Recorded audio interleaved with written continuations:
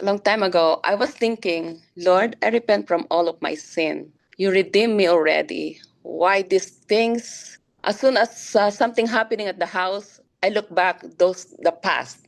So it is the spirit of guilt. I feel so guilty about these things. Why I agree to my friend, why do I did this? And now it was a long time ago, almost 20 years, since like that coming back. That's like that guilt. So I ask you a prayer and you give me a verse. Okay, let us draw near to God with a sincere heart, with a full assurance that faith brings, having our hearts sprinkled to cleanse us from a guilty conscience and having our bodies washed with pure water. I keep meditating that word. As you pray for me and your husband, something come out. And I was so amazed for that Holy Spirit that delivered me from the spirit of guilt.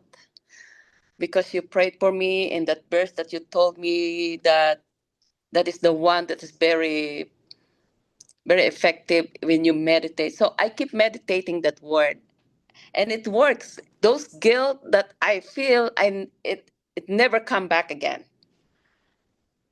And I give God a glory. This had consequences in your family. I think you told me that you have peace with your husband and your daughter since then. Is that correct?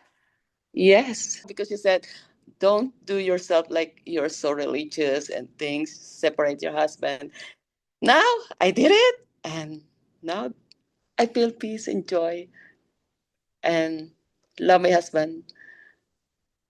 To God be the glory. The way this whole thing came up was through a word of knowledge. Oh, yes.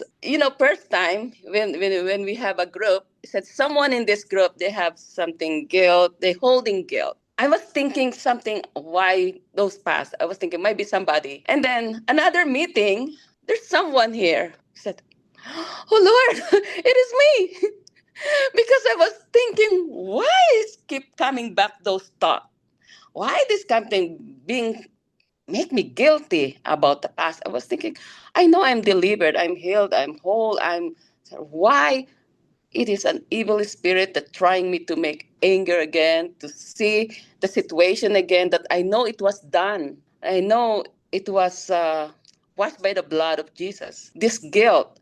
And then I confess to you, to your husband, and that's what happened. That's why they said, confess your sin to one another. Confess your sin. So I confess because I keep holding this.